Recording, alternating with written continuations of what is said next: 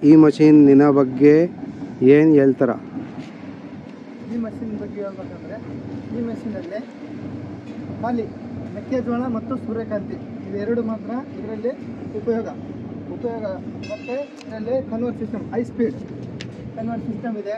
ಆಮೇಲೆ ಕಮ್ಮಿ ಆಳಿನ ಬಗ್ಗೆ ಯೋಚನೆ ಮಾಡೋಂಗಿಲ್ಲ, ಆಳು ಕಮ್ಮಿ ಹೋಗ್ತವೆ, ಖರ್ಚು ಕೂಡ ಕಮ್ಮಿ ಇರುತ್ತೆ ಲೇಬರ್ದು.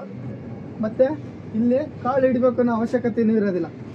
ಎಲಿವೇಟರ್ ಇದೆ, ಸೀದಾ ಟ್ರಾಲಿ ಬಿಟ್ಕೊಂಡ್ಬಿಟ್ರೆ ಸೀದಾ ಟ್ರಾಲಿ ಒಳಗೆ ಎಲ್ಲ ಇದು ಕ್ಲೀನಾಗಿ ಟ್ರಾಲಿ ಒಳಗೆ ಬೀಳುತ್ತೆ. ಈ ಮತ್ತೆ ಕ್ಲೀನಾಗಿ ಮತ್ತು ಇಲ್ಲೊಂದು ಫ್ಯಾನ್ ಇದೆ, ಅಲ್ಲಿ ಕೂಡ ಫ್ಯಾನ್ ಇದೆ ಹಿಂದ್ಗಡೆ. ಟೋಟಲ್ 5 ಫ್ಯಾನ್ ಇದೆ ಇದರಲ್ಲಿ.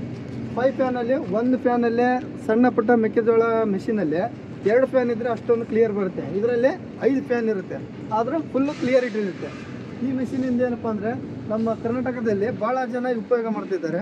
ಅದ್ರ ಬೇರೆ ಎಲ್ಲ ಜಿಲ್ಲೆಯಲ್ಲೂ ಇದು ಇರುತ್ತೆ. ನೀವು ಈ ಮಷೀನಿನ ಬಗ್ಗೆ ಏನಾದರೂ ಮಾಹಿತಿ ಬೇಕಾದರೆ ವಿಡಿಯೋದಲ್ಲಿ ನಂಬರ್ ಇರುತ್ತೆ, ಆ ನಂಬರಿಗೆ ಕಾಲ್ ಮಾಡಿ ಎಲ್ಲ ಉಪಯೋಗ ಪಡೆದುಕೊಳ್ಳಿ.